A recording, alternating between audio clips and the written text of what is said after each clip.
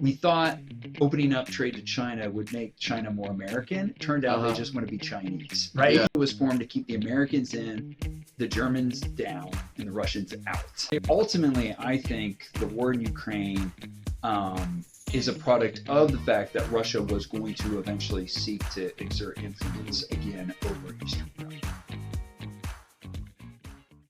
Hello, everyone. Welcome back to the Thinking Out Loud. Today, for the fifth episode, we have Paul Poast, who's a professor of political science, more specifically international relations, here at the University of Chicago. And he taught me a class last quarter, best class I've had at U Chicago thus far. And he also came to the American Identity Summit, which was a great event. He had the great panel on national security and American foreign policy. So, Professor, you want to introduce yourself? Sure. Well, I mean, you've already done a great introduction there. So, yes, I'm Paul Poast. I'm a professor, associate professor here in the Department of Political Science at the University of Chicago. I'm also a senior non-resident fellow at the Chicago Council of Global Affairs. Mm-hmm. I also am a columnist, weekly columnist for World Politics Review. So I approach international relations from a variety of angles, whether it is as I like to say, sometimes I'm Professor Post, sometimes I'm Pundit Paul, but I try to think about international politics in a variety of different ways, and I'm excited to have this conversation today. Yeah, no, thank you for coming. It's good to have you on board. So my first question, just to contextualize everyone who's watching, you recently wrote two really good books that I happen to have glanced over.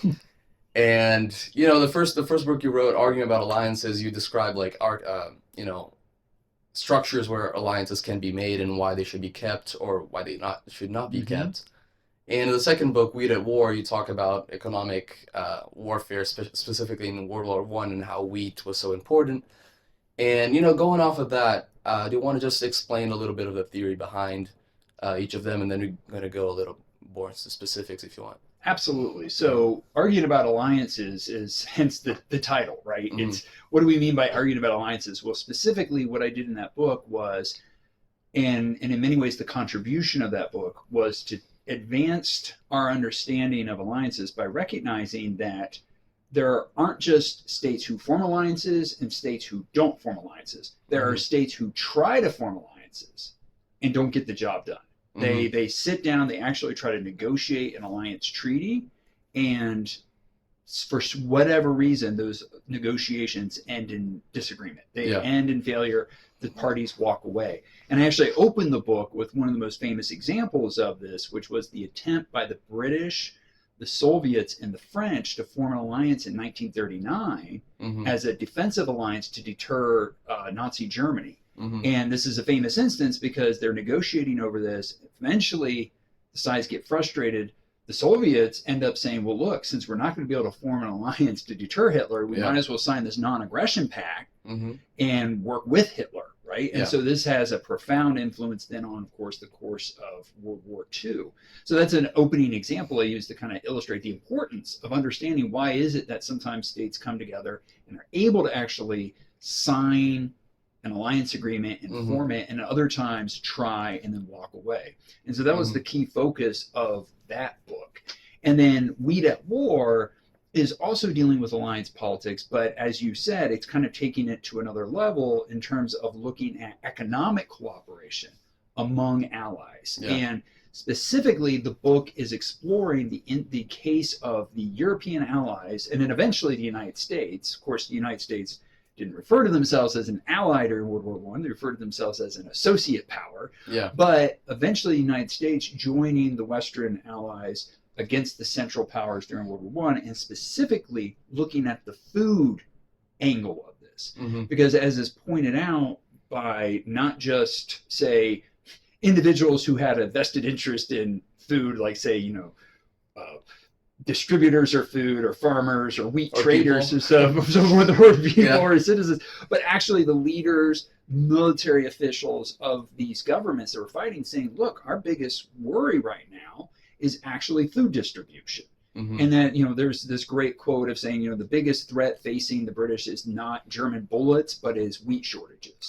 And so how can they actually address this, both for the sake of ensuring that the populace is fed and then there's not dissatisfaction about the war effort, but also ensuring that there's food and distribution and supplies going to the military personnel actually fighting. And so into the front line. Into the front line. And so this book is exploring the international cooperative efforts that the Allies took to try to address this issue. And this led them to also negotiate. So negotiation among allies is a big, or potential allies is a big part of what both books deal with. And in this case, they end up negotiating and creating this thing called the Wheat Executive that was this supranational body that the Allied powers just charged with making all the distribution decisions for them. Because they were saying what was happening was the British would put it in order, and the Italians would put it in order, and the French would put it in order, and they wouldn't be cooperating, they wouldn't be coordinating, they were working against each other, they weren't doing this efficiently. So eventually they said the situation is becoming dire enough that in late 1916 they formed this body.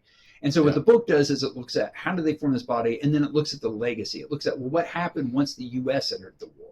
And then also what happened after the war. And what's interesting is, and this is where things really go in a cool direction with the book, is immediately after the war, they end up shutting these things down, largely because they're like, look, the war's over, the crisis is over. But they serve as templates that later on the Allies use during World War II. At the very beginning of World War II, they sit there and they go, well, wait, we had they learned their lessons. They learned their lessons. They said, let's just dust off these plans we had before, and we're going to use those. And then after the war, these bodies that were created during World War I served as the templates for all of the post-war economic organizations that, of course, are features of the international system today, whether that's the IMF, World Bank, eventually the General Agreement on Tariffs and Trade, and now the WTO. And most notably, the European Union, or of course at the time when it was first created, the European Coal and Steel Community. These institutions that were formed during World War I serve as like the templates for it. So those are kind of what the books deal with. Again, if you were to draw a common thread, both books are dealing with alliance politics and how alliances operate and form. That's been a big part of my research in general. And so, it's been fun to kind of write both of those books and and have people respond to those books. Yeah, no, that's great. And I have a pushback and a question that I want to follow on for the first book more specifically. So the first book, one of the arguments you put out is that for an alliance to work, there should be not a better option outside of the alliance, right? So if you're allying someone, that's the best thing you can do. And you both need to have a common objective, right? You need to deter whatever, you need to attack whatever country.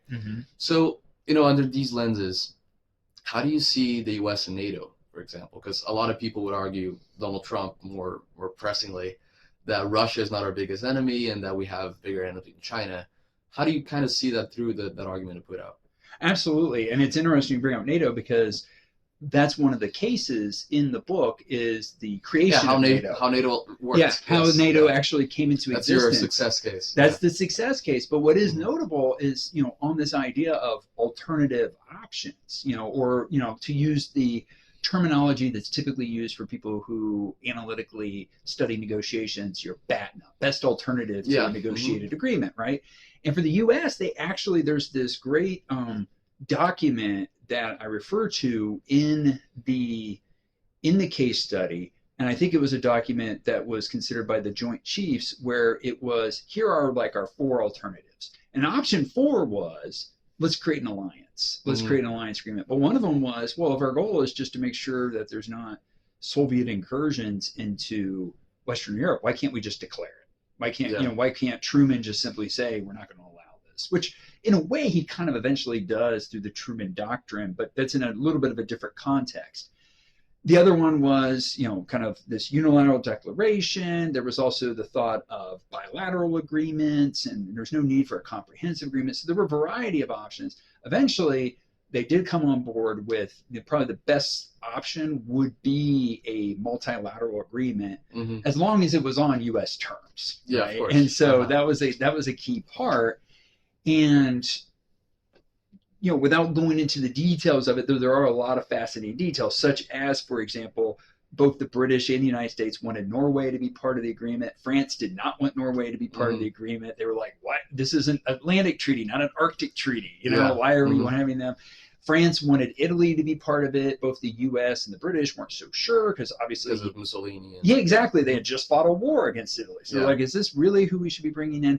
And so and in fact, with every round of negotiations, they would produce a document summarizing what happened. And the appendix would always have like remaining issues. And the last issue was always the Italian question. And every round that list got smaller, but the Italian question stayed. It was like they just kept punning that. They're like, we're going to deal with that at another time. But eventually they do reach an agreement. They come together, and largely for the reasons I talk about, that despite these disagreements about, well, should Norway be part of this or should Italy, at the end of the day, the sides felt that the best option was to have an alliance, because they did have at least relatively similar visions of what needed to be protected, what region needed to be protected. And they really didn't view the outside option of going alone as adequate for achieving that. So that's why this ends up being formed. Now, to today, do those conditions still hold, right? And that's really a key question. And that's actually been a key question since the end of the Cold War. That's right. Because one of the arguments that was made, and especially if you read the case study in my book, you'd say, okay, well, this eventually came about because it was deemed an alliance was the best way of deterring the Soviet Union, deterring Soviet aggression. But that was in the context of the Cold War. And if the Cold War is over, then we don't really need that anymore, right? That was the argument that was made in the early 1990s when the Cold War was over. Now, what's interesting is there were a few things that were going on in the 1990s. One of them is, even though the alliance was originally created in many ways to deter the Soviets, that wasn't the only motivation for creating the alliance. As was very well, a phrase that's very well attributed, though it's not clear he actually ever said it, was Lord Irsay, who was the first ever Secretary General of NATO. And he said that NATO was formed to keep the Americans in, the Germans down, and the Russians out, right? And so keep the control alliance that you talk about too, right? Exactly. And so the Germans down was a key part of this. That they were also like, look, we need to have an apparatus to ensure that Germany does not become an issue again for Europe. And so what ends up happening is when the Cold War ends, an argument I've often made is, yes, at that time, keeping Russia out was not as much of a concern anymore, but keeping Germany down became an even bigger concern. And if you go back to the debates, you go back to the discussions, especially on the part of the French at the end of the Cold War in 1989, 1990, they're like, wait a minute, we're going to reunify Germany?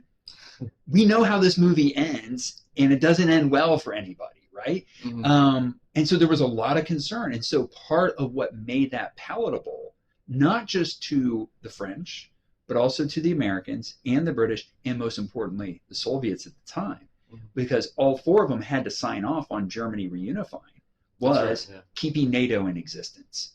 And that Germany is part of NATO that could help ensure that Germany does not become a problem.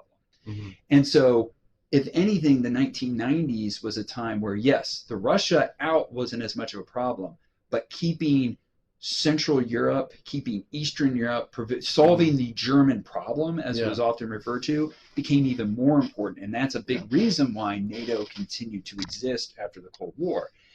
No, I could see the argument, the French getting desperate. Oh, Germany's unifying again. We got to find an apparatus to keep them down.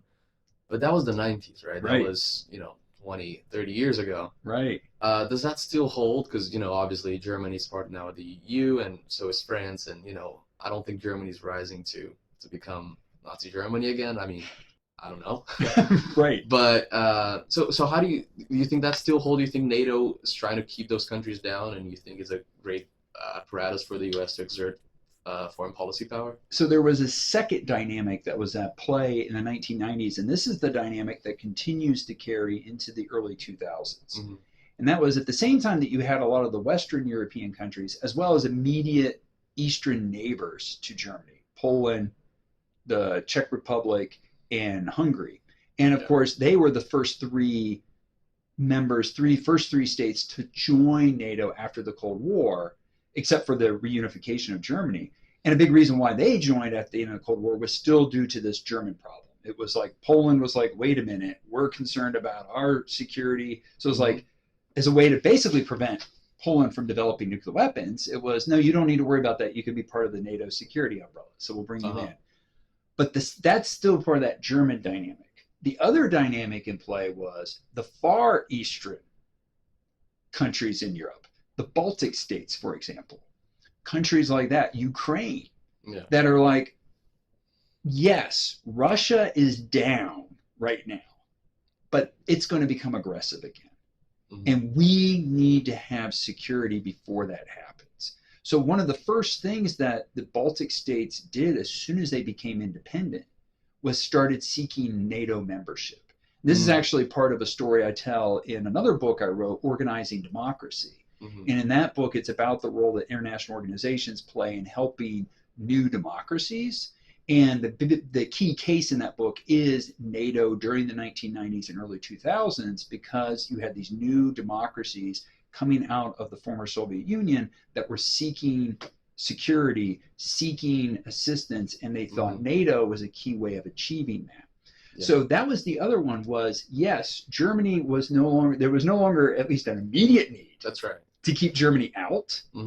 But according to these countries, there was going to be a long-term need. And so they wanted to be able to join NATO. And they had a key interest in having NATO stay in existence. This is then where things start to become more complicated. And it really starts to illustrate a concept we talked about in Intro to IR, which is a security dilemma. Right? That's right. You know, security dilemma is you take an action that is purely defensive, but is perceived as offensive.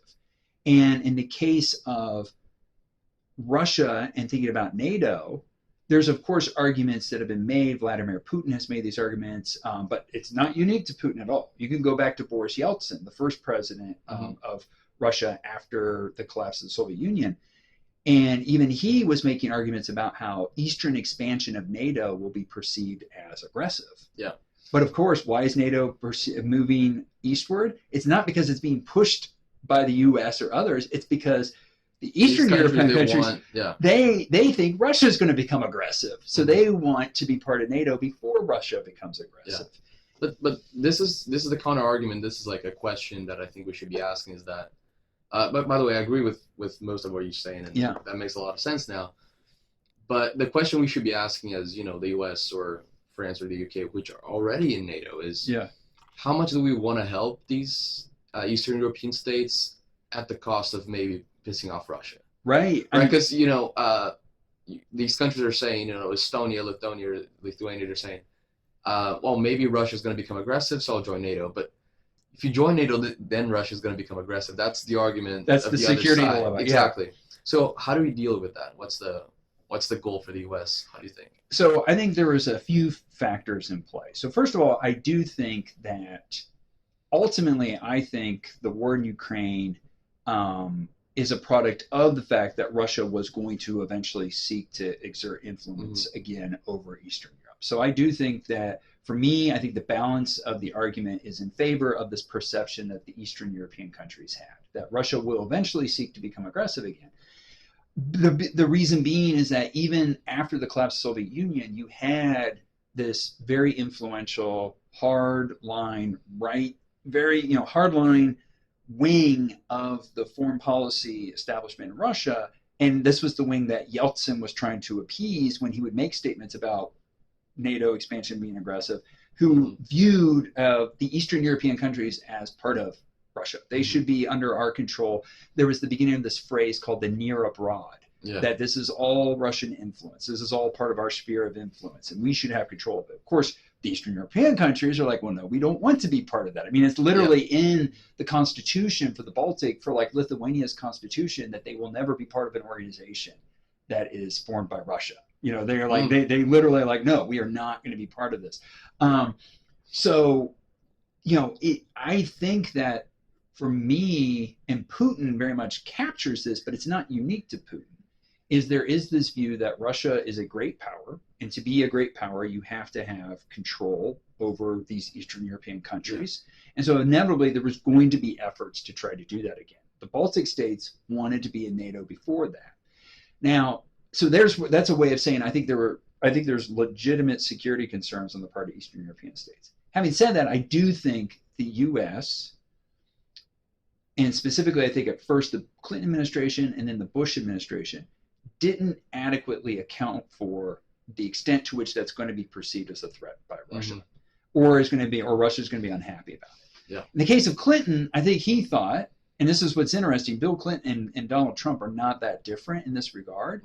He thought his personal relationship with Boris Yeltsin could allow him to thread that needle of being like, you know what, we can expand NATO, but it's going to be fine because I have this great relationship with Yeltsin and we're going to be able to get along. And of course, that's one of the papers I have you all write in Intro to IR. Bush, I think, had a similar idea. Bush also thought his relationship, in this case with Putin, was going to allow for, we can bring in the Baltic states, because the Baltic states entered under Bush. I think that makes sense. And as you said, like we wrote a paper on that in your class, and I agree with the thesis that I got out of the paper was that these friendships buy you goodwill. Yeah. Right. They don't buy you get out of jail free card. They just buy you goodwill. Yeah. So I'm thinking, did these leaders, Clinton, Bush, did they not think that, at some point down the line, these leaders would not get along anymore? Were they just, didn't they have foresight? I think they misjudged how much goodwill was bought for them. Okay. And I think that's the key. And this isn't just uniquely my view. I was part of like a volume that was published back in 2020 that was a variety of scholars of kind of this region writing about and thinking about NATO in particular, and thinking about the 25 years since the end of the Cold War, and thinking about the expansion of NATO, and specifically the expansion of NATO starting at that time from 1995 to 2020, mostly because 1995 was like the starting of the thinking of like bringing in these states. So, and what was interesting was I was part of a series of workshops on that, and that was kind of like a consensus view, was that the Clinton administration thought that they could thread a needle that really couldn't be thread. And same thing with the Bush administration. They kind of thought, well, we could do this. And to me, like, the question is, well, what could they have done instead? Could they have not expanded NATO? I don't think that would have been the solution. But like, for example, and this is something that you see Putin himself bring up in this very important speech at the Munich Security Conference in 2007. He gives this speech at it where he basically lays it all out. And he says, this is our concerns. This is how we now, this speech is pointed to by people as this is the beginning of the resurgence of Russian aggression. This is speech in 2007. And of course, then in 2008 is when Russia invades Georgia. And then shortly after, and then Russia starts becoming Crimea. And one of the institutions he points to is the OSCE, the Organization for Security and Cooperation in Europe. And I think it's notable he highlights that because part of the original vision was, even if NATO stays in existence after the Cold War, the OSCE, which Russia was a part of, would become more prominent. And it would provide this framework for ensuring the security of Europe overall. And actually, if you look at like the summits of the OSCE, you can see in the 90s, it starts off like, hey, they're having annual summits, we're all getting together. And then eventually it just falls off. And then to the point to where, and you could talk about, there's all sorts of reasons why it fell off, but it eventually falls off. And that's something that then Putin points to. So I think that there were some missteps on the part of the Western countries in terms of, there could have been some institutional apparatus that might have made Russia, or might have worked better for Russia to be like, look, we're still in this cooperative framework. The OSCE actually has prominence over NATO. NATO is a very specific case. It's helping these Eastern European countries feel secure, but we're part of the OSCE. But that eventually starts to fall off to where he then says the OSCE is just another form of Western influence. And so there are some missteps, I think, by the Western countries.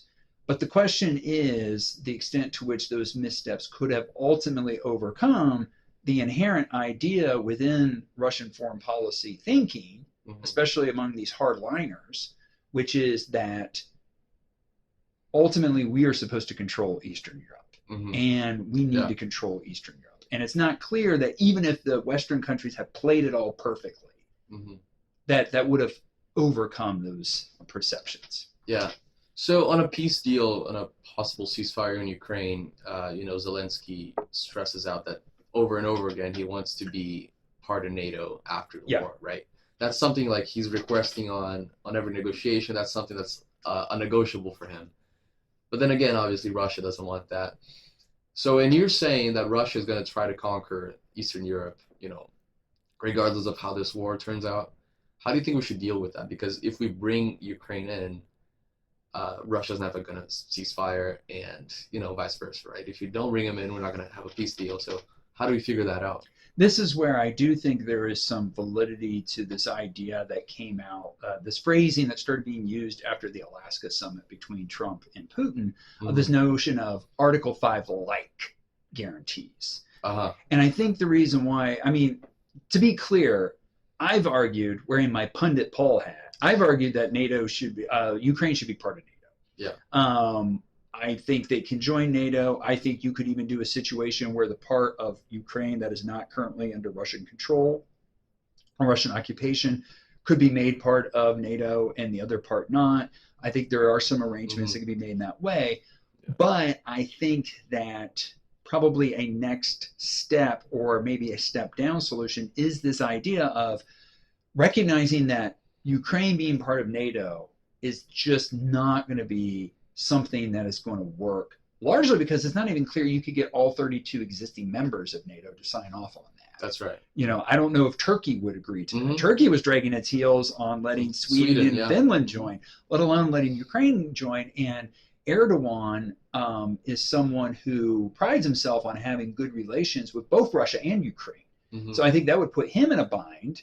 Yeah. But also it's not clear Hungary would sign off, and I'm not even sure that countries in all the Western European members of NATO would sign off on that. So I don't even know. The Baltic states and I think the Western ones. Yeah, I'm not sure the extent to which Germany would sign off on that. Mostly because they would just say this is going to be too provocative towards Russia. Yeah. But I think you could get a solution agreement around something that they've been referring to as Article 5 like, which is, look, we're not going to make you part of NATO, but we are going to have NATO troops maybe in Ukraine. We're going to have NATO forces there. We're going to have peacekeepers. We're going to have kind of the actual apparatus that can deter, but we're not going to make an Article 5 commitment to, right, of defending NATO territory. Yeah, but there was such an Article 5 like agreement. It wasn't really agreement, but the Belgrade memo, right? The Budapest. So you have the Budapest Memorandum, which was signed in '94, and the Budapest Memorandum, what that put forward was a security guarantee that was signed by Russia, that was signed by the US. Yes, and it was a security guarantee towards Ukraine. This is part of the reason why a lot of people aren't sure that there can be a peace deal, because the Ukrainians are going to sit there and say, well, we did the Budapest, that didn't work. Yeah. And we can't trust that Russia isn't going to try to start something again, even if they do pause the fighting now. And something that I think is notable is I think the Trump administration itself is aware of this. Yeah. I go back to, I mentioned the 2000. No, but my argument is exactly the opposite. I think Ukraine wouldn't want to take that deal, because Ukraine would be like, you gave me a soft commitment to Article 5 like before, and it didn't work out. So it's not going to work out for Russia because Russia attacked again, or for Ukraine because Ukraine knows that they're not going to have a guarantee. So how would that really work? Oh, 100%. Yeah, no, that's exactly right. I think Ukraine, this is why Zelensky's like, no, only Article 5 will work, because anything short of that won't really get the deal done. But what you could do that's different, and this is where those other elements come in, is the Budapest Memorandum was signed. And the key reason why it was signed was that was part of getting Ukraine to allow the nuclear weapons to be given back to Russia. That was part of that arrangement. But after that, Ukraine was kind of left on its own. It was like, okay, you gave those back, and we have this signed agreement, but there were no other measures taken to deter Russia or to ensure Ukraine's security. And I think that's where it's different, is when you see kind of the phrasing of Article 5 like, one of the things that has been brought up has been arming Ukraine has been promises to have NATO European allies keep troops in Ukraine, basing in Ukraine, doing these measures of forward deployment of troops that can actually serve as a deterrent. And even if they're just symbolically there, they can help, they help to raise the cost to Russia to try to restart the fighting. Yeah. And the thinking is that that could be something that would make this better than the Budapest Memorandum, which was just the piece of paper. And hence, they're going to sit there for the reasons you said, be like, well, we tried that. That didn't work. And what's going to make this any different, given that we're worried, even if the fighting stops today, Russia's going to try again in 5 years. What can we do to ensure they're not going to try again in 5 years? And I think that's where these additional measures are so important. Yeah. And, something else, like now jumping a little more into the second book, the Wheat at War book, World War I and World War II, wheat was extremely important to keep the troops well fed and the population from, uprising. And a big concern in the war in Europe was also the Russian natural gas, right? Yeah. And those resources that are coming from Russia that are supplying Western Europe. Yeah. That made Western Europe reliant on Russia. How do you think Europe is going to respond to that going forward? You think how is that reliance on Russia going to change, and is the U.S. ready to supply that reliance, given that we've been flaky allies for the last 6 or so months? What's notable is the fact that the issue that you've highlighted has definitely been in play. One thing that's been notable to myself and my co-author, Rosella Capella-Zielinski, on this book is the extent to which wheat itself has also been a concern with the current war in Ukraine, right? There was the wheat deal. There was huge spikes in wheat prices. People were noticing cereal was more expensive. It was like because of the fact that Ukraine is a major wheat producer, and also you were having shipping issues due to the war. So what's notable, first of all, just to note that it is like, wow, this war actually illustrated how war can disrupt wheat again. We need kind of these agreements. So wheat is still very much relevant to the global economy. But to your point, I know the big thing that has been brought up time and again has been the role of Russia with respect to natural gas as well as oil. Was it John McCain that once famously said that Russia is just a gas station with nuclear weapons or something like that? And but the idea that was a big concern going into the war. That was actually something that was a big part of President Trump's critique of the European allies back during his first term. Very famously, there was the NATO summit where he and Angela Merkel, the German chancellor at the time, got into an argument, and it was largely because of, interestingly enough, it was because Trump was saying, wait, why are you developing this Nord Stream and these pipelines when we're also trying to defend you from Russia? And it's like, don't those things work against each other?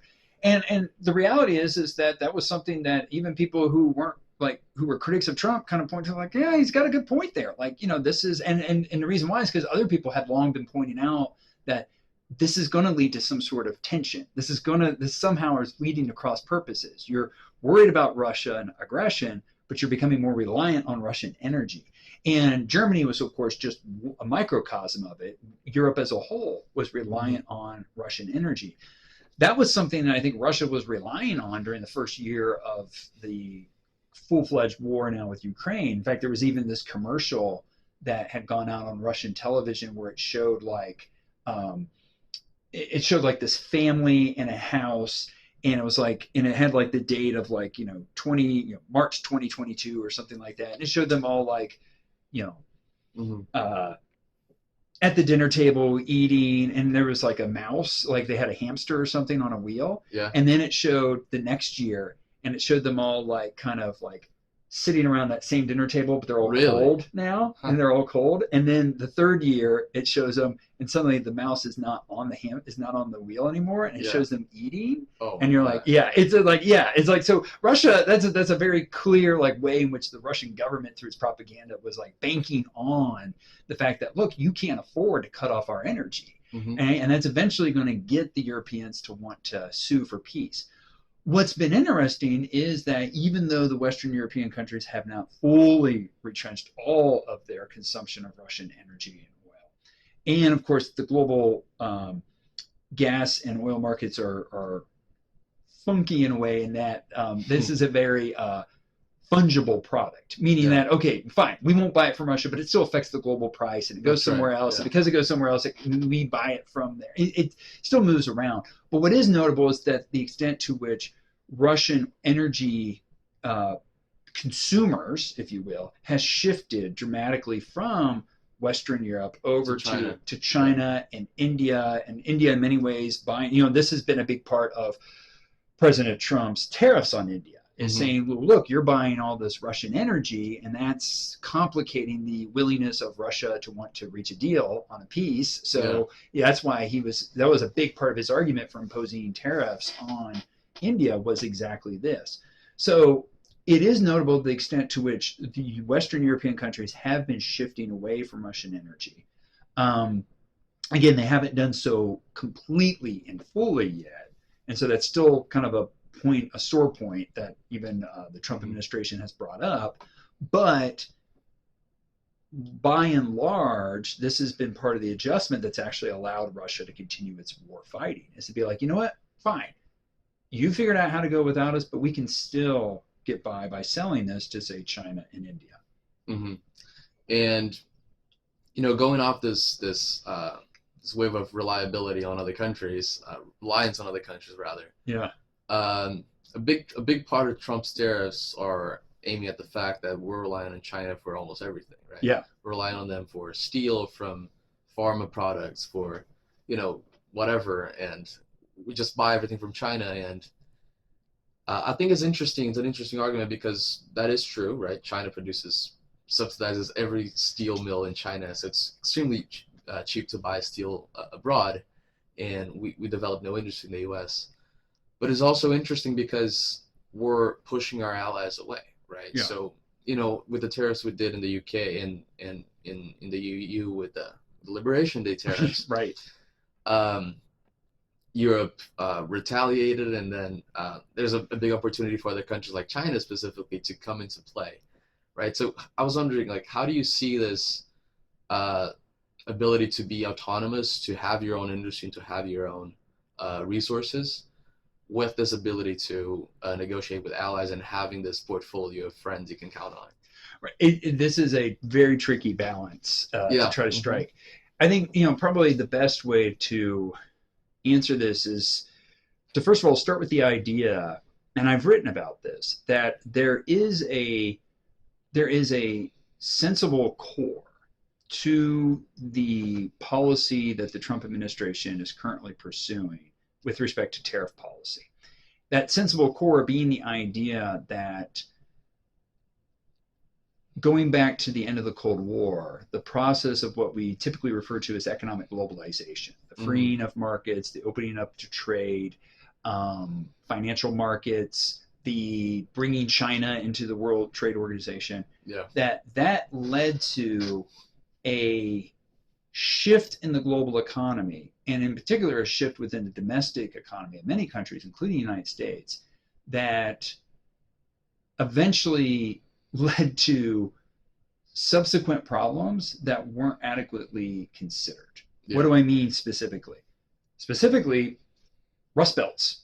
The idea that you start trading more with China on the rationale that, well, this will make China become democratic. This will make China become a stakeholder and a member of the liberal international order, and someone who will play by all the trade rules of the international order. That was the rationale behind it. And I think it was Ian Bremmer, who's the president of Eurasia Group, who very well said that we thought opening up trade to China would make China more American. It turned out they just want to be Chinese, right? It's just, but that was another one of kind of these misguided or basically getting it wrong. Yeah, to be fair, we were right about that in Japan, right? Yes, so Japan was a very different circumstance, right? Yeah, of course, yeah. Very different circumstance in that, Japan was under the U.S. security umbrella. They were occupied by the United States for a long time. And we actually, and related to that, we forcibly imposed democratic government on them, but they also had already precursors of democratic government prior to that. They had already had a democratic government. So that very different circumstance with Japan than compared to China. Yeah. And so that is something that very much, makes it to where it's like, yes, you could look at Japan model and say, oh, we can do that there, but it didn't quite play out. Of course, it's also notable that there was lots of trade tensions with Japan too in the 1980s. Yeah, that's right. The Plaza Accords. Yes, exactly. There were huge trade tensions. There was this thing called Japophobia, I think it was, and that's why you even go back to Donald Trump. And one of his first forays into foreign policy was he wrote an open, he wrote an open letter that he published in the New York Times, and I think also had published in the Washington Post and other outlets, where he referred to, it said like, the U.S., there's nothing that a little backbone can't fix about U.S. foreign policy. It was full page ad in New York Times, all this. It was like in 1987. And he singled out Japan.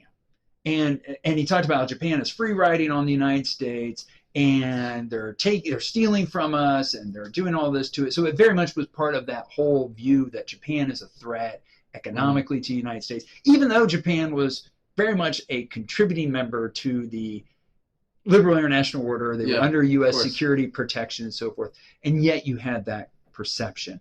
And so China, it was kind of like, well, if it's already like that with Japan, and Japan's kind of like your best case scenario, why would you ever think that this is going to be the case with China, right? Where China's just a much bigger country. China does not have the same history. The U.S., yes, the U.S. worked with China during World War II. They were a key ally, but very different. Completely changed it since that. Right? Yeah, exactly. Completely. You had the Civil War there. They became communist. It's like, this is a very different circumstance. And so you actually think you think this is going to play out in the same way, and it's not. So I think that was the big difference between those two. And I also think that's where there was a mistake made. There was a miscalculation in terms of thinking that, we just open up China to trade and they're going to change. They're going to become this contributing member to the global economy. But instead, that didn't happen. China continued to, China was more than happy to allow its goods to go elsewhere, but not necessarily allow entry into China in the same way. And so as a result, that led to these imbalances. You hear that phrase used a lot. The IMF uses that phrase, trade imbalances, where there's kind of this, like, one side's getting all the surplus, other sides are deficit, and that should equalize unless governments are intervening. And this had been a problem since China became part of WTO. And finally, and this was something I remember, even an individual who was part of the first Trump administration, who had also been part of the Bush administration, he had also been part of the Clinton administration. He wasn't necessarily the biggest advocate for all of Trump's policies, but he said Trump's tariffs on China, he goes, this is something that needed to be done for a long time. Yeah, and to your point, Biden didn't take out the tariffs. Biden didn't take out the tariffs. In fact, if anything, he even escalated with like semiconductors restrictions and so forth. So this notion that we have to take these staunch trade measures against China is something that in many ways is a bipartisan view, and is kind of like, we probably should have started doing this a long time ago. Where it goes into the more controversial realm, and by controversial meaning, okay, now you don't have bipartisan views on this, is the solution to go across the board with these tariffs, meaning, well, China's goods are being traded everywhere, and so the only way to be able to achieve rebalancing is to put tariffs on everybody. But if you go back to like the Liberation Day tariffs, that was one of the biggest problems with it, was people were like, wait, where are these tariffs coming from? Where are these rates coming from? And of course it was due to like a misuse of the formula to do it. And it was like, wait, this isn't right. So, in addition to the fact that the tariff rates that were set were very bizarre and not set correctly, there was also just this more fundamental issue of, is that the way to actually achieve rebalancing, is to just flat out put tariffs on everybody, especially when there's also countries that the U.S. actually has a trade surplus with. Of course, the other problem was they were also putting tariffs on places that, like, wait a minute, all that lives there are penguins, right? So that was a big thing that people were pointing to as well. So that's, to me, I think that this is just a way of saying that, yes, there is a sensible reason to want to impose these kind of trade restrictions.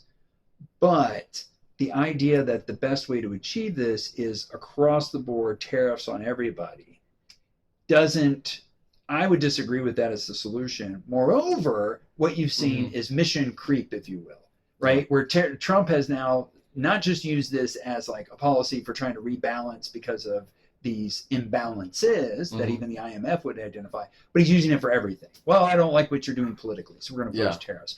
I don't like that you're buying Russian energy, which is a sensible thing to say, but we're going to use tariffs, right? He's now turned to tariffs for everything. Instead of it just being about, this is really about trying to achieve a rebalancing. Yeah, I mean, we do have that power, right? We're the biggest consumer market in the world, so we do have a lot of leverage over pretty much every country that exports stuff to us, right? But something I wanted to ask you about China and about this relationship with other countries in the world is microchips and rare earth minerals, which have been the center of conversation. We're trying to get rare earth minerals from Ukraine to stop our reliance on China. And of course, there's a question of Taiwan right in the heart of it, right? Because Taiwan produces every microchip basically in the world. In a way, the U.S. is relying on Taiwan just as Western Europe is relying on Russia. Not vis-a-vis, right? We're relying on Taiwan for microchips. Europe is relying on Russia for gas, right? Do you think those tariffs are bringing these investments home and bringing factories to be built in the U.S.? Do you think that reliance is going to be diminished, or do you think we're going to build our own national power in terms of industry again? How do you think about propping up U.S. industry in that sense? So I think there's kind of two elements to what you're asking about there. First of all, focusing on the rare earth minerals. I mean, this has clearly become a focal point of the Trump administration's policies and the basis for a lot of the quote deals that they're trying to reach, right? Is we're going to have a deal. Hey, we will offer you protection if you give us rare earth minerals. That's why, the Ukraine example and agreement, despite the fact that there were some theatrics that led to that deal not going through, but eventually it did, being a big part of it. And this is in line with the other part of your question, which is having access to these minerals in a way that is not susceptible to influence or being cut off by China. It's part of this broader competition with China. And in turn being like, well, we have to have the access to that. But should we also, besides having the access to these minerals, should we also, in order to ensure that we're not threatened to be cut off by China or any other potential international threats, to what extent should we be onshoring production? Should we be onshoring industry? And, as someone who has written about the economics of warfare, there is a logic to this, right? Of wanting to make sure that your domestic industry is capable of providing for the material means that you need in case there's a major war. There's a big logic to that. And so in that sense, I can understand kind of where this argument's coming from. But there's two things. Number one, again, lots of slippage. It's not just that argument. The argument of, well, we're going to pose these tariffs or these trade restrictions, so forth, in order to onshore. But it's not just that argument. It's not just about onshoring. Again, there's other arguments that are made in for kind of putting restrictions on steel from here or what have you. The second factor is, though there are definitely areas, say, with the U.S. defense industrial base, where there is a need for redeveloping that. Munitions being a good example. The fact that the U.S. did not have enough munitions production to actually be able to offer weapons to Ukraine and be able to offer weapons to Israel. That is a problem. That is a problem. So there is absolutely a need for doing that. I don't think placing tariffs on everybody as a means of reindustrializing is the way to do it, but there is a need for bolstering that. But in terms of concerns about the U.S. being overly dependent in case of war, I think this is where ensuring access to raw materials is important. But in terms of the industrial production, one thing that's real important to keep in mind is when it comes to fighting a major war, there's amount that you need to have already on hand. Absolutely the case. And so hence with the munitions, we actually had like, okay, a fair amount on hand. We just didn't have enough for multiple wars all at once over time. But it's real important what's probably more important than having the production already on hand is having the ability to quickly develop the production if you need it. Yeah. Right. So I don't think it's important that you are, to use the phrase autarkic, that you have all the capability already and you're already producing everything at home. I think it's important to just be able to convert over to producing something at home that is needed in case of war. But how do we stimulate the market and the companies to be able to do that without, outright going and telling, hey, I want you to build a factory to build munitions, just in case? That is the way to do it. Because that's the national, the National Production Act, is that what it's called? Which Biden actually invoked at the beginning of COVID in order to be able to ensure the production of more ventilators and masks and so forth. There are ways for the U.S. government to nationalize production in case of a national emergency and be able to tell factories you need to shift over to this kind of production and so forth. Now, there can be profit motives for it. They're going to say, we need you to shift over for it and we're going to pay you for it. Okay, great. But this was something that, and I think that act came about, I don't think it was during, I can't remember the exact timing. I think it was around, it was during the Korean War. So, and it was an act that Truman wanted in order to be able to convert over to the productions, convert civilian production over to military production in a time of need, largely because they were building off of the model from World War II. Yeah. Where World War II, that of course happened a lot. But is it better to nationalize U.S. industry than it is to put on tariffs and allow the businesses to want to develop themselves? Well, the question is, are the businesses going to develop? If you allow the businesses to follow their own interests, and maybe their interest is still to produce at home, that's fine, but they're not necessarily going to be producing things that are going to ensure military production during a war, right? Like they're going to produce the things that are in their incentives to be able to produce. And so if people are suddenly consuming fewer cars from China or cars from Japan, then one of two things are going to happen. Either they're consuming less of those cars because of the tariffs, so that will lead to tariff jumping, which will lead to those companies to develop production facilities here and build cars. Or U.S. automakers will be able to build more cars and sell more cars. But you're still selling cars. You're still building cars, and you're not necessarily building the things that you would use in war. So even in that circumstance, you're still going to need to be able to convert over to wartime production. But in that circumstance, this is what happened in World War II, I think. Ford manufacturing plants were only being used to produce Army Jeeps, right, or Army vehicles, right? So you can do that. You can nudge the market to build more factories. Yeah. And once war starts kicking in, you change the product. Then I agree. Like once we're at war, the government has to have more intervention. Then we can say, hey, we need more Army Jeeps, we need more tanks or whatever. But I don't think we should, as the government, try to intervene on what businesses do in terms of peacetime. No. Right? No, not at all. And so, but I think that's where you would argue that the tariffs are part of that, right? That the tariffs are a form of intervention. It's a way of intervening in the market to be able to shift businesses to say, well, maybe we should produce more at home, maybe we should do more of this. And, that's so both of them are a form of government intervention, right? One of them is changing the incentives with respect to trade. The other one is just directly like, we're going to force you to build a factory here and what have you. But I think overall, my view is that we tend to underestimate the ability of the U.S. economy to quickly convert when times are needed. And I think that the best way to ensure that the U.S. economy is able to quickly convert when times are needed is to ensure that it's a vibrant economy with lots of people who are willing to engage with it, make trade decisions in it. And that might include investing abroad, having a factory set up abroad, and so forth.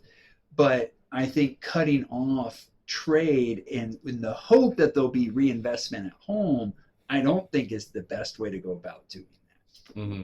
Yeah, just a final question here. We're kind of getting closer to wrapping up. Yeah. Where do you see U.S. foreign policy going in the next 5 years?